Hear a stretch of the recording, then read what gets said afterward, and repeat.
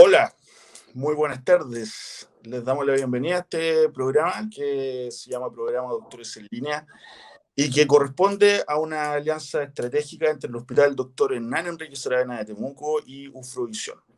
Yo soy el doctor José Quidel, cirujano de la Unidad de Patología Mamaria del Hospital Dr. Hernán Enríquez Aravena, y en esta oportunidad vamos a conversar de depresión y trastornos de la conducta alimentaria.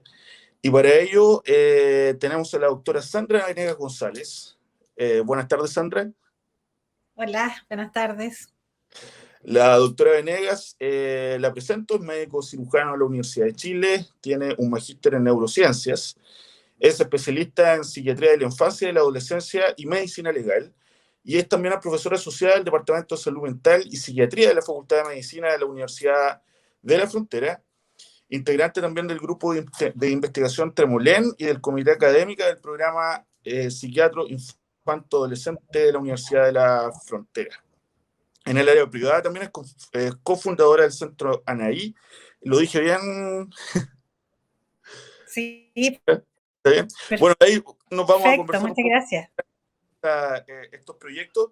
Y ahora vamos a una pequeña nota introductoria del tema. La pandemia por COVID-19 ha traído consigo un importante impacto en la vida de las personas. Para muchos, este periodo de pandemia ha sido particularmente complejo, ya que ha involucrado distanciamiento de los seres queridos, dificultades económicas y un clima de incertidumbre y preocupación. Estos estresores pueden también aumentar el riesgo suicida. Los factores de riesgo de suicidio asociados a COVID-19, pensamientos negativos o pesimistas sobre el futuro, menor acceso a distracción y actividades placenteras, desesperanza por pérdida de la fuente laboral, disminución de los ingresos o inestabilidad económica, duelo por fallecimiento de algún ser querido, dificultades académicas o para continuar estudios, falta de apoyo social, interrupción o discontinuidad en el tratamiento por trastornos de salud mental. ¿A qué señales hay que estar alerta? Deseos y búsqueda de forma para herirse o quitarse la vida, sentimientos de agresividad, desgano o cansancio, desesperanza o no tener razones para vivir, sentir ser una carga para otros o el responsable de todo lo malo que sucede, mayor uso de alcohol, tabaco o drogas, alteraciones significativas en el sueño, dormir demasiado o muy poco, aislamiento, alejamiento de familiares y amigos, regalar posesiones preciadas, despedirse de los seres queridos o hablar como que ya no estará más presente, sentirse atrapado, bloqueado o sufrir un dolor que no pueda soportar, pensamientos y amenazas de suicidio. ¿A quiénes prestar especial apoyo? Personas con dificultades económicas. La pérdida del trabajo y la recesión económica son factores de riesgo ante el suicidio. Las personas podrían volverse más retraídas y vivenciar angustia. Pueden sentir que no tienen con quién hablar del tema y no solicitar ayuda. Especial atención en hombres de mediana edad y jefes de hogar, quienes pueden sentir alta impotencia de no poder llevar el sustento a la familia. En jóvenes y adolescentes, reducción de las estrategias de bienestar como contacto con amigos, deporte, colegios, centros de apoyo a la salud mental, aumento de la frustración consigo mismo y sus cercanos. Se debe tener especial cuidado con aquellos que deserten o congelen sus estudios y se aíslen en exceso o tengan antecedentes de autolesiones. En personas que sufren discriminación, las personas que están en riesgo de sufrir violencia se han visto más vulneradas en contextos de pandemia. Es necesario conocer las formas de denuncia y asistencia que existen para estos casos y poder intervenir cuando se presente algún hecho de riesgo o vulneración. En personas con condiciones mentales preexistentes, los problemas de salud mental pueden ser factor de riesgo ante el suicidio. En el contexto COVID-19, los pensamientos suicidas y autolesiones han sido 3 veces mayor en personas con condiciones mentales preexistentes. La falta de espacios colectivos y de recreación han hecho que personas recurran al consumo de alcohol, drogas y autolesiones como forma de enfrentar sus dolencias. Es necesario que las personas mantengan su tratamiento farmacológico habitual, cuidando dosis y horarios. También deben continuar con la psicoterapia, que puede ser por videollamada. ¿Cómo apoyar a alguien en esta situación en tiempos de COVID-19? La prevención del suicidio es algo que podemos hacer todos, aunque no seamos expertos en salud mental. Apoyo mutuo. Independiente del momento en que se encuentre tu comuna en relación a la pandemia, mantén siempre la comunicación y preocupación por tus seres queridos y cercanos, en especial con personas que viven solas o pueden estar sufriendo por el aislamiento. Comunícate con las personas que viven solas. hablar a través de la ventana, dejar notas bajo la puerta o una llamada telefónica. Permanece atento a comportamientos inhabituales y de riesgo. Ante señales de alerta, acoge, pregunta y escucha. Preguntar directamente a las personas sobre la presencia de ideas suicidas no aumenta el riesgo de desencadenar este tipo de actos y es el momento para seguir las siguientes acciones preventivas. No juzgar ni reprochar de manera de pensar o actuar. Considerar las amenazas en serio. No criticar, no discutir, no ser sarcástico, desafiante ni minimizar sus ideas. No entrar en pánico. Mantener una disposición de escucha auténtica y reflexiva. Comprender que, por muy extraña que parezca la situación, las personas están atravesando por un momento muy difícil en su vida. Utilizar frases amables y mantener una conducta de respeto. Hablar de su idea de suicidio abiertamente y sin temor. Preguntar sobre los motivos que le llevan a querer acabar con su vida y proponer alternativas de solución o entregar apoyo emocional si ya no las hay. Mantenerse atento a las señales de alerta. Acompaña e involucra a familiares y amistades. Es importante que el distanciamiento físico no impida a las personas en riesgo expresar su estado emocional y de otorgarle el cuidado y comprensión de su familia y amigos. No dejar sola a la persona en riesgo. Informar a quienes sean más cercanos sobre la situación que está atravesando la persona y de la importancia de darle apoyo, aunque sea a distancia. Procurar el contacto virtual con otras personas significativas. Acompañar manteniendo un contacto emocional cálido, sin ser invasivos, atender las posibles señales de alerta, transmitir esperanza frente al tratamiento y evitar conflictos innecesarios.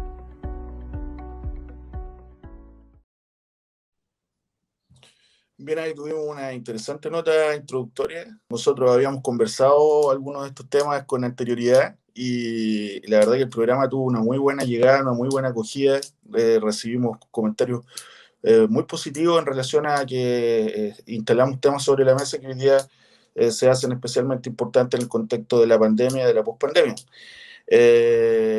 Sandra, quería preguntarte que nos cuentes muy a grosso modo de qué se trata el grupo de investigación Tremolén, que es desde la Universidad de la Frontera, por lo que tengo entendido, y el centro ANEI.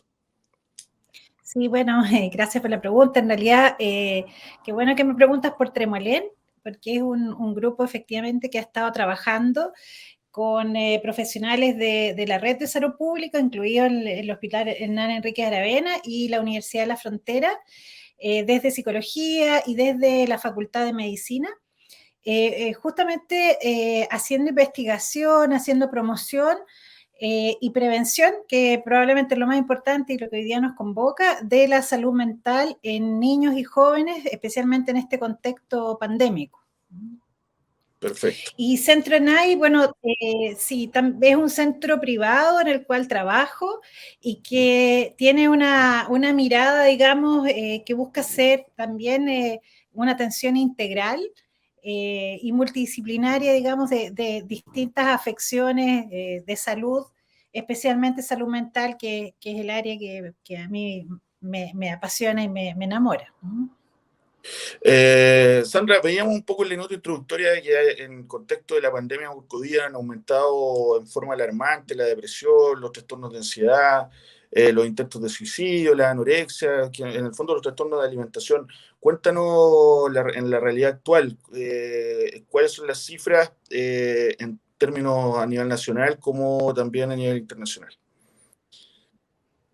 Sí, bueno, es una súper buena pregunta y la verdad es que es como dicen los periodistas, una noticia en desarrollo, ¿ya? Porque en primera instancia, digamos, en la primera ola de pandemia, cuando estábamos todos confinados, muy inciertos de lo que significaba esta pandemia, prácticamente las consultas en urgencia y ambulatorias también por salud mental bajaron mucho. Así es que las cifras de patología de salud mental en Chile, en nuestra región Araucanía y en el mundo en general bajaron, sobre todo como el primer trimestre de pandemia, para luego empezar a escalar de manera exponencial, ¿ya? Ya. Y lo que ha sido más frecuente es la depresión, la ansiedad y los intentos de suicidio a nivel de consultas de urgencia y los trastornos de la conducta alimentaria. Hay algunos reportes internacionales que hablan de cifras de del año pasado, remontando un 20, un 40% más, digamos, los basales, por así decirlo, de consultas por patología de salud mental, a cifras que en algunos países el presente año 2021 llegan al 100 y al 300% más de las cifras prepandémicas, es decir, absolutamente alarmantes y preocupantes. O sea, tuvimos un periodo inicial que probablemente haya sido por la dificultad para llegar a los centros asistenciales de baja en las cifras y posteriormente un aumento significativo exponencial en ellas a consulta y a diagnóstico, ¿no? Así es. Y consulta en urgencia, sí. Está en Sí, urgencia. sí, como dar un dato a nivel del hospital regional, las interconsultas a psiquiatría infanto-adolescente, también en adulto, ¿no? Pero como estamos hablando de niños y adolescentes, se han cuadruplicado y se han sextuplicado, es decir, estamos viendo 4 a 6 veces más de consultas de salud mental en la urgencia en relación a las cifras pre-pandemia. Perfecto. Un poco ya entrando a un tema más técnico, ¿qué se entiende, Sandra, para que tú nos cuentes y les cuentes especialmente a la audiencia qué se entiende por depresión y cuáles son sus síntomas? Sí, bueno, depresión, como decíamos, es la segunda causa de consulta, digamos, en salud mental infanto-adolescente. La primera es ansiedad. Ansiedad y depresión están como bastante relacionados y van casi siempre juntos. Y depresión es una enfermedad, y yo creo que quizá como dar ese mensaje como muy categórico, que la depresión es una enfermedad que compromete los equilibrios, digamos, químicos y de los neurotransmisores en el cerebro, que hace que el cerebro funcione de una manera diferente y que la persona vea las cosas mucho más grises, con más desesperanza, con mucha autodevaluación, con muchos sentimientos de culpa, ¿ya? Y que hay que decir que no es, digamos, una falta de voluntad como previamente, digamos, o tradicionalmente se pensaba. Se pensaba. Eso es súper importante el hacer hincapié en que se trata de una enfermedad, ¿no? Que por Sí, eso sí, la sí. representamos nosotros como una entidad patológica. Y como toda enfermedad requiere de una atención profesional oportuna. Yo creo que de pronto en la sociedad, tal como tú señalabas, existe una antigua creencia que se trata de falta de voluntad o de que un chiquillo de repente sea mala onda o que no quiera hacer las cosas, y de pronto detrás de eso tenemos una patología, vale decir una enfermedad que se llama depresión y que debe ser atendida correctamente por los profesionales adecuados para ello. Me parece súper interesante dejarlo claro. Sí, sí, yo estoy absolutamente de acuerdo contigo y un argumento muy tradicional que se da, digamos, sobre todo las personas mayores o en generaciones anteriores, digamos, es que, bueno, que esto es como algo moderno, como una especie de invento moderno y que antes la gente se recuperaba sola, ¿ya? Y en eso hay que decir que probablemente antes la gente vivía su depresión y la sufría en soledad, sin recibir mucha ayuda, y que si bien es cierto, y esto es un dato interesante pensando en los niños y los adolescentes, que si bien es cierto, es posible que la persona se recupere, mira lo que digo, se recupere espontáneamente, hay una alta probabilidad que esa misma persona, dado el daño tóxico que causa la enfermedad, porque lamentablemente la depresión y la ansiedad matan neuronas, ¿ya? Matan. Dado este daño, sí, dado este daño neurotóxico, lo más probable es que la persona vuelva a tener episodios de depresión y ansiedad a lo largo de la vida. O sea, se forma algo más crónico. Sandra, preguntarte un poco en esta diferenciación, porque indudablemente que la etapa de la niñez y de la adolescencia son bien diferentes. Hay cambios hormonales de por medio, hay todo un desarrollo psicoorgánico.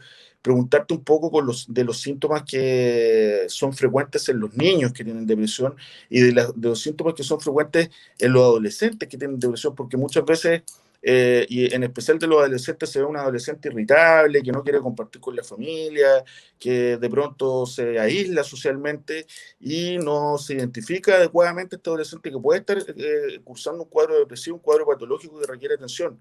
De pronto las bajas de nota, ¿no es cierto?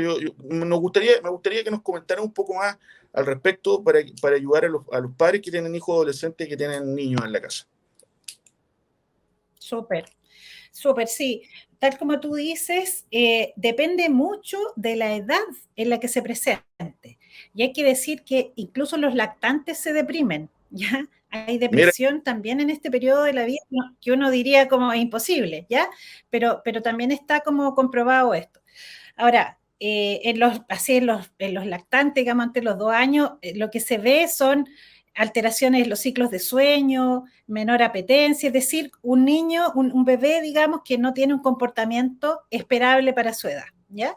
En el caso de los preescolares, es decir, con los niños, de los niños entre los 2 y los 5 años, normalmente, bueno, hay como 2 casos, digamos. Hay algunos niños que se pueden poner muy inquietos, así como resortes, como muy irritables, perfecto. llorones, gritones, ¿ya?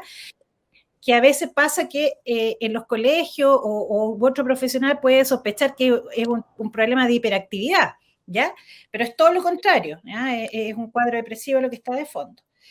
Y hay otro grupo que al revés, digamos, se inhibe, baja el ánimo, se pone más melancólico, más triste, ¿ya?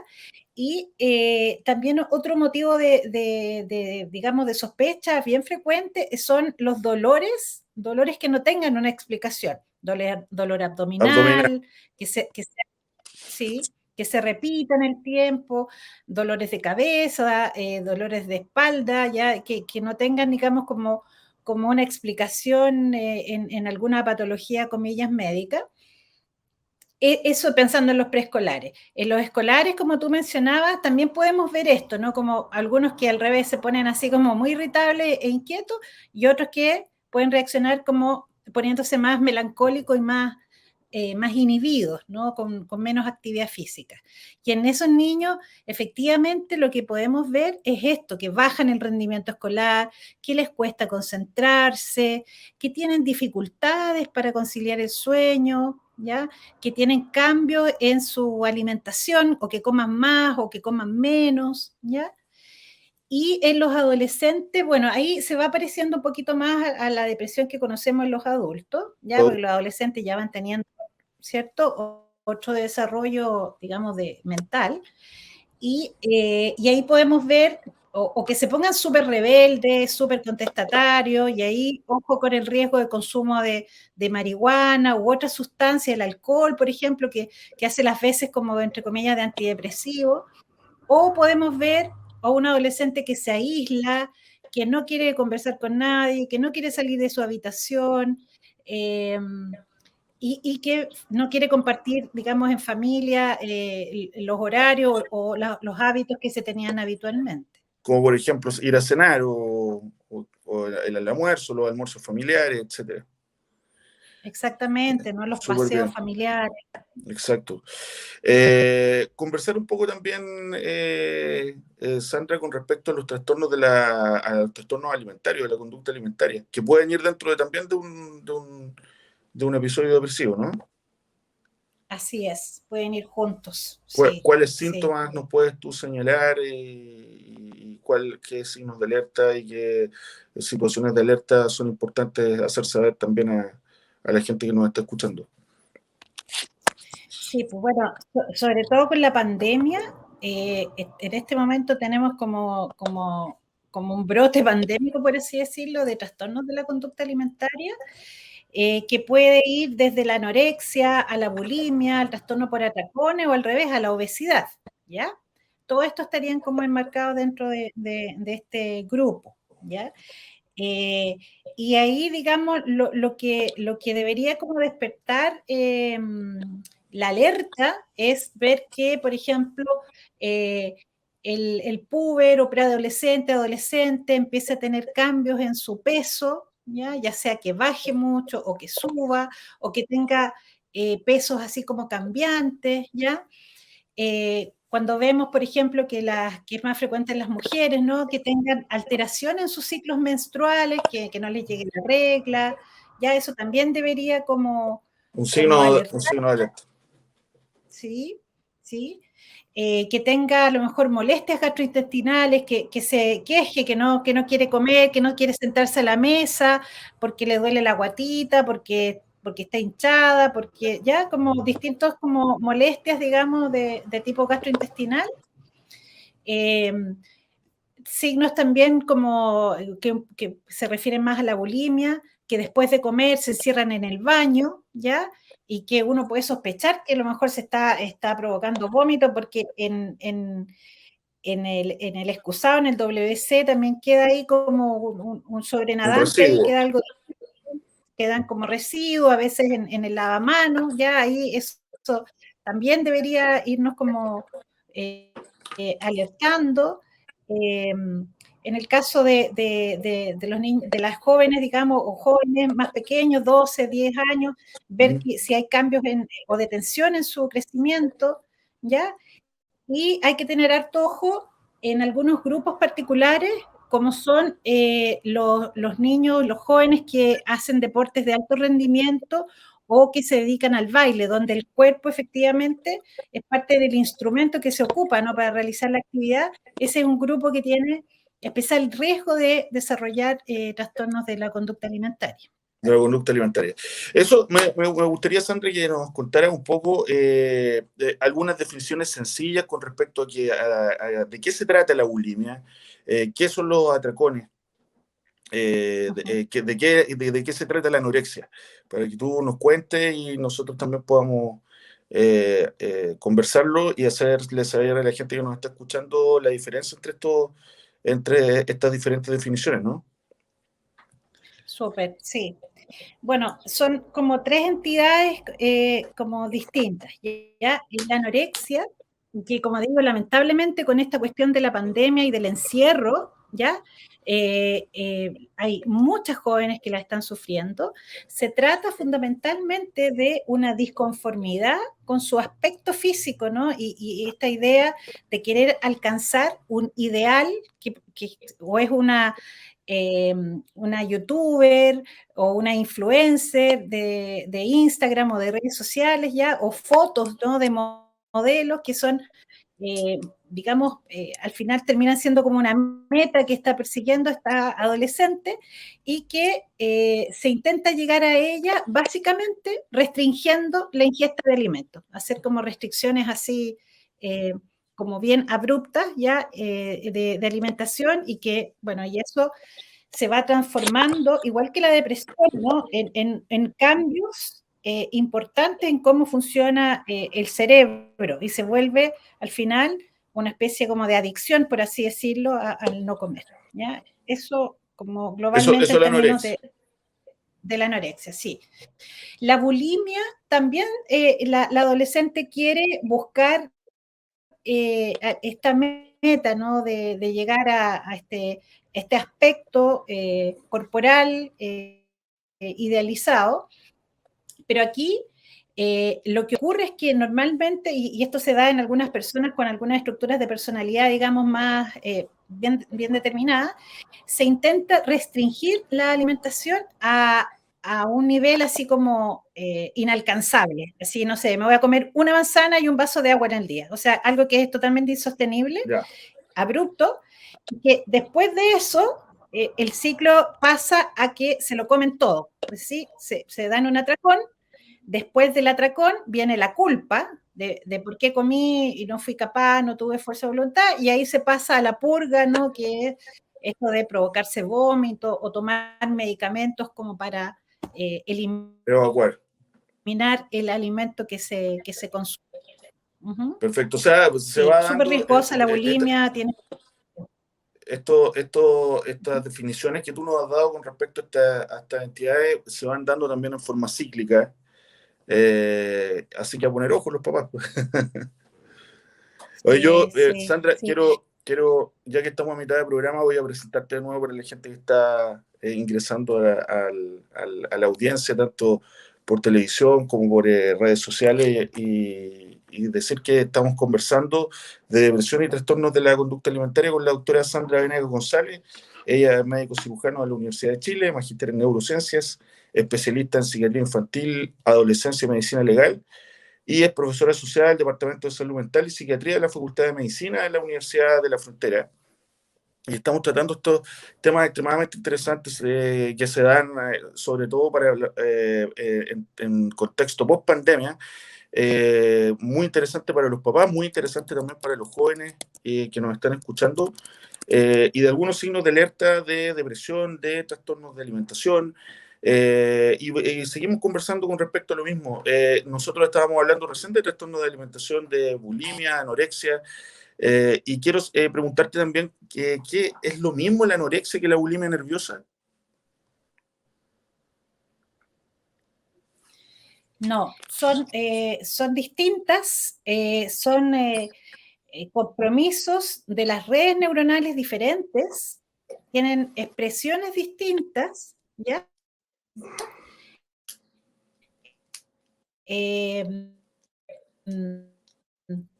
Así es que son entidades patológicas, digamos, son enfermedades por atracón más frecuente, pasa más actividad que la anorexia y la bulimia, y el trastorno por atracón se caracteriza por ingestas así masivas de alimentos, sobre todo en la noche, así como comer mucha cantidad de alimentos y sentir que se pierde el control, o sea, como que no se puede parar, ¿ya?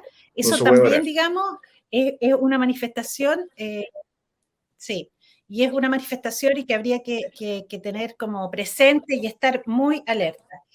Como decíamos, la anorexia básicamente lo que hace es restringirse la alimentación y hay bajas de peso graves, digamos, muy abruptas, que llevan a la persona a la desnutrición y por eso se pone en riesgo la vida de la la persona salud, que está la sufriendo salud anorexia. orgánica. Y en el caso de la bulimia, ¿sí? Así es, y en el caso de la bulimia, el peso normalmente está como en ascensor. O el peso es normal o está incluso con sobrepeso, ¿ya? Y el problema o lo que lleva a la muerte en el caso de la bulimia es que con los vómitos se pierde mucho electrolito y eso altera la frecuencia cardíaca y puede tener consecuencias fatales para la persona. Entonces, estos atracones de comida son como los ataques al refrigerador de medianoche, ¿no? Por dar un Sí, término coloquial. sí. Sí. Sandra, Sí. cuéntanos un poco de qué se trata, cuáles son los factores de riesgo y los factores protectores de la depresión y trastornos de la conducta alimentaria en niños y adolescentes. Mira, por lejos, lo más protector es tener una familia que uno lo ame y que ame al adolescente, que ame al niño, a la niña y que vaya construyendo una relación de confianza a lo largo del desarrollo del hijo, la hija, ¿ya? O sea, si hay un factor protector es que esa niña, niño o adolescente tenga una figura de apego, un adulto que lo ame, ¿ya? Y que lo vaya cuidando y protegiendo a lo largo de la vida, independiente que yo también soy mamá, a veces uno la chunta, no la chunta, las cosas salen bien, mal, pero ya el hecho de la presencia y de la disponibilidad de este adulto es por lejos el factor que da más resiliencia, que da como más posibilidad de, sí, y de resistir los embates de la vida. Y lo otro son el estilo de vida saludable, que son 6 pilares fundamentales y que aplica para todo, para la salud en general, no solamente la salud mental, y que hoy día también existe una escuela, ¿no? de la medicina del estilo de vida y que básicamente trata de tener una alimentación saludable, es decir, comer comida casera, ¿ya? Así como a la antigua, comida hecha en casa, evitar los alimentos elaborados, digamos, procesados, perdón, hacer actividad física al menos 2,5 horas a la semana, ¿ya?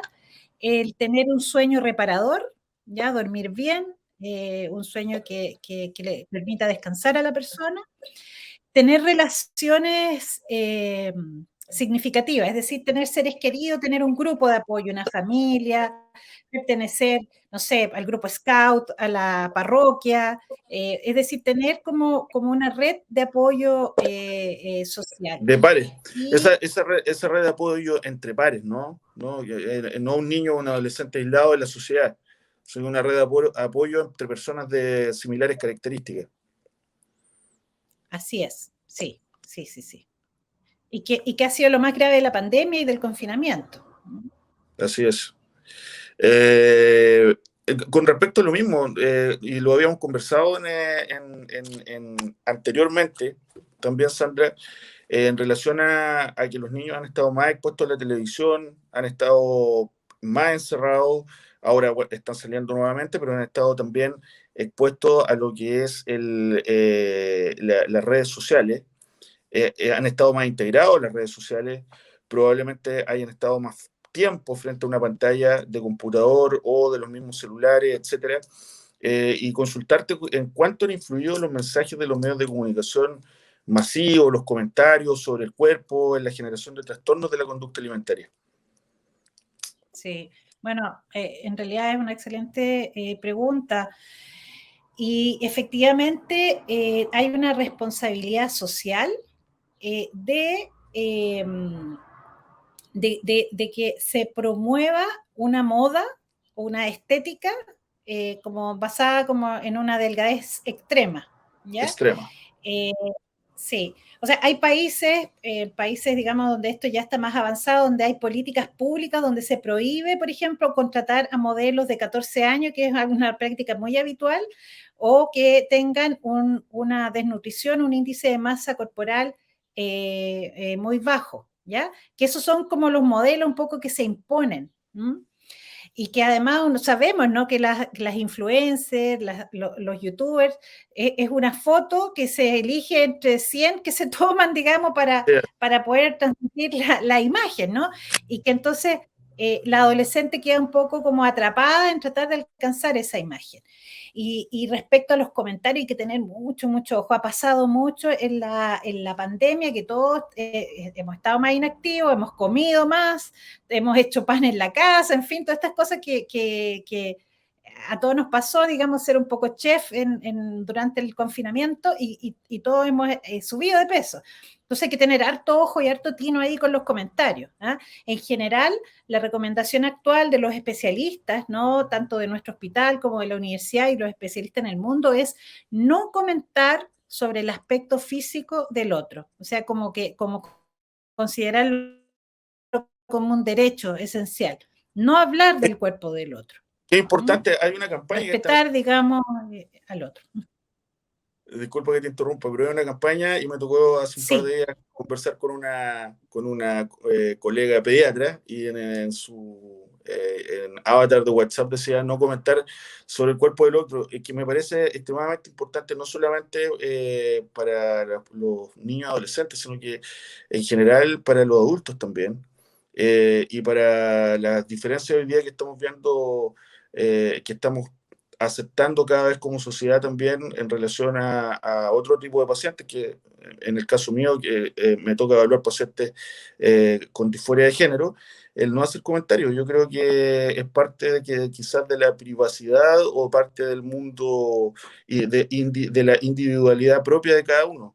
Yo creo que es una invitación que podemos hacer, Sandra, a que la gente se abstenga de pronto de hacer comentarios que pueden dañar, que uno piensa que no son dañinos, pero pueden dañar. Por ejemplo, estás demasiado gordita o esto te queda mal, etcétera. Yo creo que comentarios hay muchos. Tal cual, sí, absolutamente de acuerdo. Y hay algunos comentarios que son más explícitos y otros que como que ya los tenemos asumidos como normalizados. Así que lo que tú dices, yo me sumo completamente.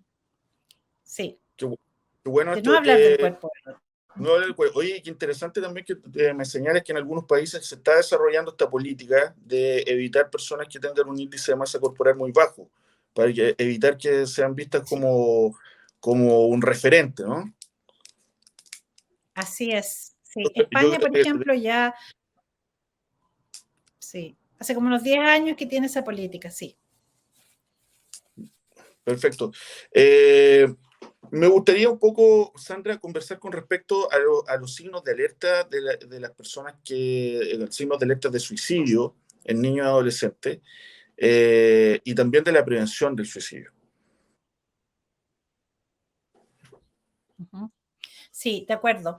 Contestándole una pregunta que alguien puso ahí en las redes de Eufromedio, la depresión está en el GES desde los 15 años, ¿ya?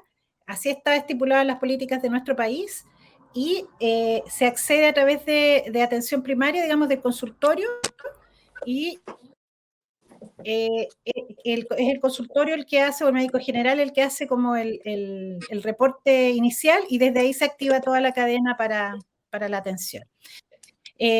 Bueno, respecto a los signos de alerta, como decíamos, el ver cambios en nuestros niños, niñas y adolescentes, ver, por ejemplo, que estén menos sociables, que se empiecen a aislar, que coman más o coman menos, que a veces los jóvenes duermen de día y de noche están despiertos, ¿ya? Ojo con eso. Y eso asociado a cambio en el ánimo, que puede ser verlos enojones, irritables, ¿ya? O verlos tristes, melancólicos, callados, ¿ya? O que tengan francamente conductas de riesgo, que no sé, porque se junten que tengan como lo que uno llama como malas juntas, con consumo de marihuana, que está como tan masificado, juntas a tomar alcohol u otras sustancias. ¿Ya? Esos cambios, digamos, uno deberían como encenderle ahí como la luz de alarma y acercarse al adolescente y ver exactamente qué es lo que le está pasando. Perfecto. Y en relación a los trastornos de la conducta alimentaria, ¿qué puede hacer un papá o una persona que tiene un adolescente o un niño cerca y ve estos trastornos de la conducta? ¿Cuáles son los pasos a seguir? ¿A dónde se tiene que dirigir? Sí. Bueno, los trastornos de la conducta alimentaria, bueno, depende mucho de cuál es el estado como nutricional que tiene nuestro niño, niña o adolescente. Así que yo diría que el primer paso y probablemente el más accesible es consultar con el médico de cabecera, con el médico general del consultorio, del SECOF, o con el pediatra que hace el control sano, ¿ya? Porque una de las primeras cosas que hay que evaluar es cuál es el estado nutricional en que se encuentra el adolescente que está sufriendo este trastorno, porque eso nos va a dar como ciertas prioridades. A lo mejor, si estamos en un estado de desnutrición, voy a poner un ejemplo que lamentablemente ha sido muy frecuente, y que ha llenado las camas de pediatría literalmente. Ese adolescente desnutrido probablemente va a tener que internarse para hacer una intervención nutricional de urgencia, digamos, como más. ¿Ya? Ahora, si está en un estado como, digamos, sin riesgo de desnutrición, a lo mejor ahí podemos tomar las cosas con más calma y empezar a coordinar una atención con especialistas, psiquiatras, nutriólogos, pediatras, psicólogos, si es necesario terapeuta ocupacional. Aquí esto involucra un trabajo multidisciplinario como bien, sí. Y en el caso de la obesidad, en el caso que haya sobrepeso o que supere, digamos, los márgenes y llegue a obesidad, lo que se recomienda es acercarse a los consultorios, digamos, donde existen programas para abordar este tipo también de patología. La obesidad también es una enfermedad. Es una enfermedad. Sandra, consultarte en relación al suicidio, ¿cuáles son los mitos de la población? ¿Cuáles son las creencias y cuál es la realidad desde el punto de vista clínico o profesional? De acuerdo. Existe como un gran mito que yo diría que quizás sería como el más importante como para hacerle énfasis, es que no hablarle a la persona y no preguntarle abiertamente si está pensando en la muerte, porque existe como el mito que si uno habla, como que lo va a inducir al suicidio, ¿ya? Y eso está ampliamente probado que no es así. Así que, como decía la nota introductoria, sí, si uno empieza a ver cambios importantes en el ánimo, hay que acercarse y preguntar, obviamente con cariño, con cuidado, pero también de manera bien directa, ¿qué ha pensado ese adolescente o ese niño en relación a la vida, a la muerte? Si ha considerado la muerte como opción, y si responde que sí, hay que preguntarle derechamente si ha planificado algo para alcanzar esa meta. Y si hay planificación, eso debería como activarnos rápidamente a consultar, ya como de manera como perentoria. Y Si las consultar ideas con son sin planificación, un... sí, con un especialista. Bueno, siempre el acceso es ya sea a través de consultorio o del servicio de urgencia. Y respecto a los signos otro mito, perdón, como retomando el tema de los mitos, también está como la idea de que las personas que se suicidan como que no avisan. ¿Ah? Y normalmente las personas sí expresan estas ideas, ya sea al mejor amigo, al profesor, algún familiar, ¿ya? Esas personas son de alto riesgo y hay que tomar medidas al respecto. Lo mismo con personas que han hecho un intento previo, esas personas tienen 2 a 3 veces más probabilidad de un nuevo intento. Volver a... Por lo tanto, también como debería significar una consulta como inmediata. Entonces, súper importante que este mito que se dice, ¿no? Que los pacientes no avisan, en realidad siempre existen algunos elementos que son de alerta, de manera que si tenemos un niño, un adolescente o una persona adulta que ha dado muestras o ha dado cierta pauta de que tiene un intento de suicidio o que va a intentar suicidarse, estar de alguna manera alerta a eso. Y preguntarte también, Sandra, porque sabemos hoy día y todos los médicos estamos bloqueados de horas, estamos con una gran demanda asistencial, tanto en los servicios públicos como también en el electrosistema. Entonces, preguntarte qué puede hacer un padre o una persona que está a cargo de un adolescente, un niño, que presenta estos signos de alerta, a dónde debe acudir para una atención más célere, considerando de que no tenemos los recursos médicos disponibles como antes, y yo diría que estamos en una situación bien compleja después de la pandemia. Sí, súper de acuerdo contigo, sí, súper de acuerdo. Bueno, lo voy a decir así, pero quizás una de las cosas, como decía yo antes, lo más protector es el vínculo, ya es tener como un lazo afectivo con ese niño o adolescente.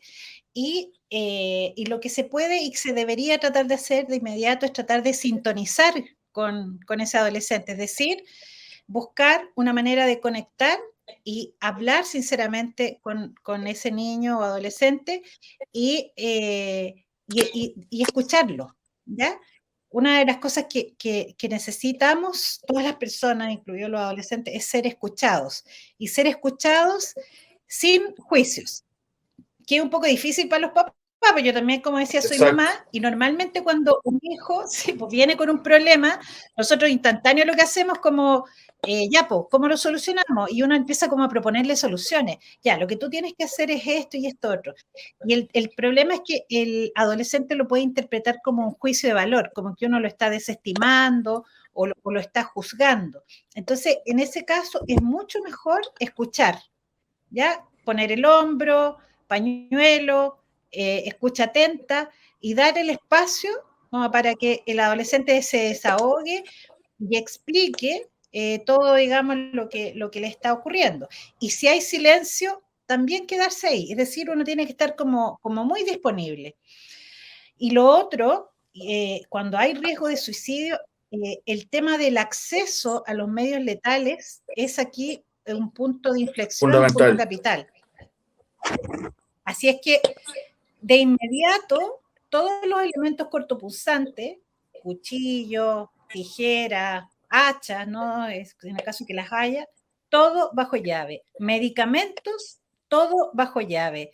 Veneno, líquidos de limpieza, todo que sea potencialmente letal, de inmediato debe quedar literalmente bajo llave, fuera del alcance de la persona que está con esta ideación suicida, ¿ya? O sea, esas son como medidas como fundamentales. Lo otro es que si tenemos a alguien pensando en suicidarse, debe, si es menor de edad, igual adulto, pero si es menor de edad, debe tener un adulto responsable a cargo 24/7. O sea, no lo puedes dejar solo ni de noche ni de día, ¿ya? Porque si hay algo que es prevenible es el suicidio, y nuestro país tiene cifras tristes en relación a Triste. esto. Y luego activar los dispositivos de atención con psicólogo, médico, psiquiatra, en fin, que como dices tú muy bien, están todos los sistemas saturados, literalmente saturados, ¿ya? Entonces ahí, si es servicio público, yo creo que acceder al asistente social, al servicio social, puede ser una buena vía para agilizar una atención que hay que priorizar de todas maneras, ¿ya? Sandra, disculpa, entonces esto me parece extremadamente importante. Y esta asistente social, ¿dónde la puede localizar una persona, por ejemplo, que vive en Pueblo Nuevo o que vive en Perquenco? ¿Cómo esta mamá, este papá que se dio cuenta que el hijo tiene una conducta suicida, acude a este asistente social? ¿Va a la municipalidad, va al consultorio, va a su hospital más cercano? Cuéntanos un poco cuál es el mecanismo. Bueno, yo creo que al médico hay que ir sí o sí, ¿ya? Y en su consultorio va a tener acceso y debería tener acceso a una consulta por médico, digamos, que trabaje ahí en atención primaria. Y conjuntamente creo yo que puede conversar y acceder al asistente social que tenga más cercana. Si es la del consultorio, acuda a ella, que probablemente va a tener las redes necesarias para llegar al especialista más rápido. Y si no es así, a la de la municipalidad, y desde ahí poder activar. Otro dispositivo que también se puede activar son los colegios, ¿ya? También uno podría acudir al programa de convivencia escolar, que si bien es cierto como que no tiene relación directa, también uno podría recurrir a la psicóloga del colegio, al director o directora del colegio, en fin. O sea, ahí la idea es como activar todas las redes de apoyo a las cuales uno tenga acceso, ¿ya? Para poder priorizar, digamos, esta atención que es de urgencia. Ahora, si nosotros pesquisamos, sí, que el adolescente tiene ideación activa, está planificando o está haciendo intentos, hay que irse a la urgencia, así a ojo cerrado, además de las medidas previas ya comentadas. Bueno, entonces las medidas son esas, estar alerta a estos signos que hemos señalado de los adolescentes y niños con signos de alerta para suicidio, y activar en forma lo antes posible estas redes, que pueden ser a través del servicio de urgencia a su unidad hospitalaria o consultorio más cercano. Activar también la red de servicio social, que puede ser en el consultorio, puede ser en el hospital, puede ser en la municipalidad o también en el colegio, acudir al colegio. Y también lo que señalabas tú de esconder o de alguna manera hacer poco accesible todos los elementos que puedan llevar a ejecutar el suicidio propiamente tal.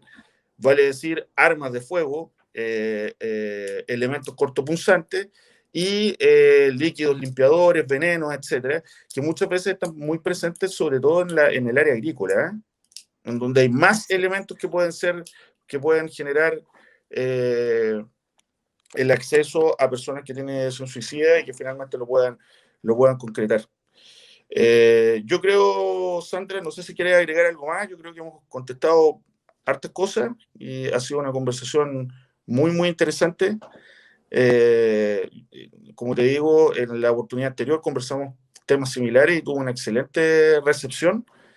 Ojalá podamos hacerlo en otra oportunidad. Bueno, muchas gracias, encantada. Y bueno, para mí es un placer, y bueno, hacer énfasis harto en la prevención, ¿ah?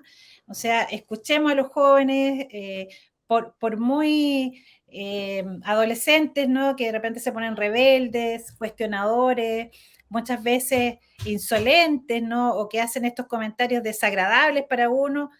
como papás tenemos que tener esta tolerancia, digamos con límites sin duda, ¿no? Pero esta tolerancia y estar disponibles y atentos a lo que les pase. Así que bueno, gracias por la invitación y ha sido un agrado conversar contigo. No, siempre un agrado, Sandra. Yo quiero mandarle un saludo a la funcionaria de la unidad de patología mamaria que se han sacado la mugre y que además nosotros en octubre, desgraciadamente yo no estuve presente, pero en octubre celebramos el mes del cáncer de mama. Así que también un llamado a todas las mujeres mayores de 40 años y hacerse la mamografía anual. A las personas que tienen antecedentes con cáncer de mama, hacerlo antes, acercarse a su consultorio, donde la matrona, aprovecho de pasar mis propagandas personales. Así que un saludo nuevamente a todas ellas y muchas gracias, Sandra, por esta interesante conversación y Ufromedio por darnos la oportunidad de llevar estos temas que son tan interesantes y nuestros a la ciudadanía. Hasta luego. Gracias.